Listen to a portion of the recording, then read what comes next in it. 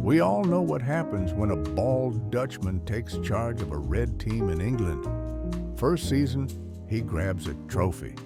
Second season, he's grabbing his head. But here's the uncomfortable truth hiding beneath the banter.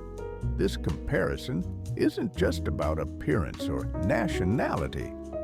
In a weird way, history keeps repeating itself. And now Arne Slot finds himself exactly where Erik Ten Hag once stood. It's about how both coaches have trapped themselves in the exact same tactical nightmare. Will Arne Slot become the next Erik Ten Hag? Welcome to the Tactical Lounge. Let's break it down. The truth we're talking about isn't which coach has the shinier head. It's about how Slot has walked into the same trap that destroyed Ten Hag at Manchester United. Both coaches arrived with a clear vision and a specific style they wanted to build. Yet, an unsuitable environment is what causes the entire process to collapse, or in Slot's case, to teeter on the edge of disaster while desperately searching for solutions that don't exist. Ever since Pep Guardiola's positional play style emerged and dominated tactical thinking across world football, most coaches have been influenced by his ideas. To some extent, they treat Pep's approach as the meta, the gold standard for modern football, the blueprint for how the game should be played. Pep didn't invent positional play.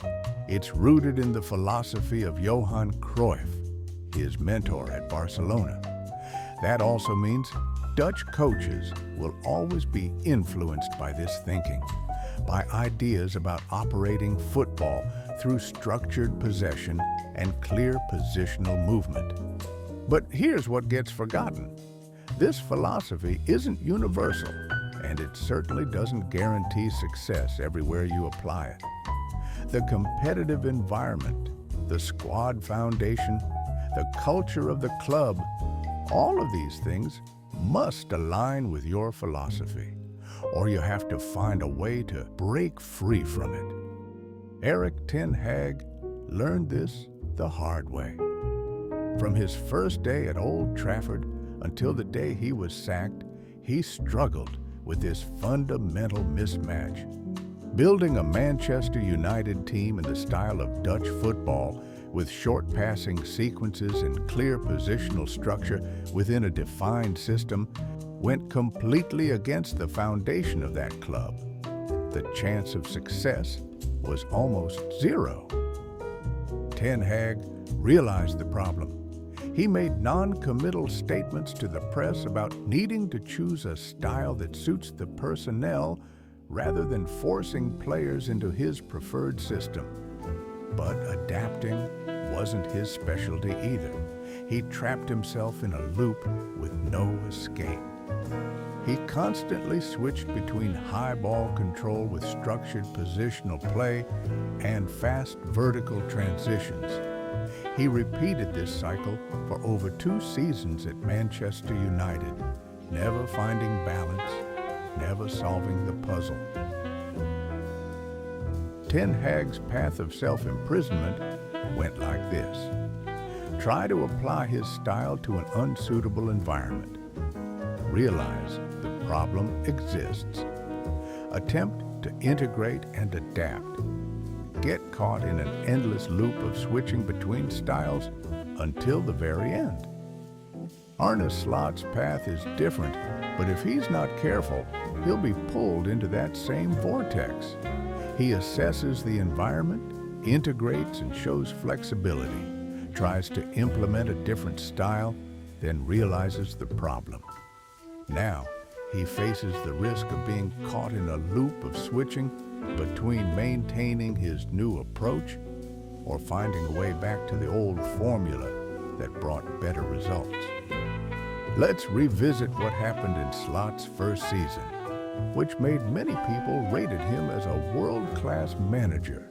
On the other hand, some people claim that Arne Slot's success is simply because he inherited Klopp's squad. But that's an extremely ignorant view that completely disregards all the hard work and achievements he's brought to the team. The way Liverpool operated in 2024 to 2025 involved significant structural changes.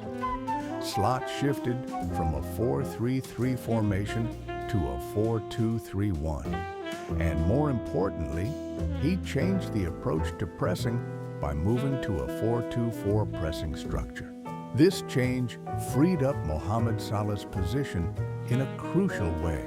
Salah, based on an agreement between player and coach, received an exemption from pressing duties in exchange for increased goal output. What does that actually mean? If Slot had simply reapplied Klopp's previous game plan, it wouldn't have created any tactical surprise for other English teams. They would have been prepared, and Liverpool might not have achieved the same results, especially considering the visible fatigue in Klopp's final seasons, where the physical toll of high-intensity football for years had clearly diminished the team. What nobody expected was the transfer turmoil that followed in the summer. The first warning sign was the pursuit of Florian Wirtz for a British record fee. From the standpoint of the playing style and system that brought championship success, there's no natural position to fit Wirtz into that approach. Slot should have known what Erik Ten Hag went through at United. Normally, you don't change a plan that's succeeding. If you do make changes, it should be to supplement or upgrade what's already working, not to tear everything down and rebuild in a completely different direction. The priority target should have been a right winger to eventually replace Salah, as the Egyptian has shown clear signs of decline since March during Ramadan. We won't jump to conclusions about these changes and the decisions behind Liverpool's transfer strategy. But all the signs point to Liverpool completely changing direction. They're applying a new style of play that Arne Slot, as head coach, must have agreed to implement. Look at the player profiles they brought in. Wirtz, a creative number 10 who can operate from a tucked-in wide position. Hugo Ekitike, a mobile striker who works across the front line and can play on the wing. Alexander Isak, a forward who constantly moves wide rather than staying central in the box.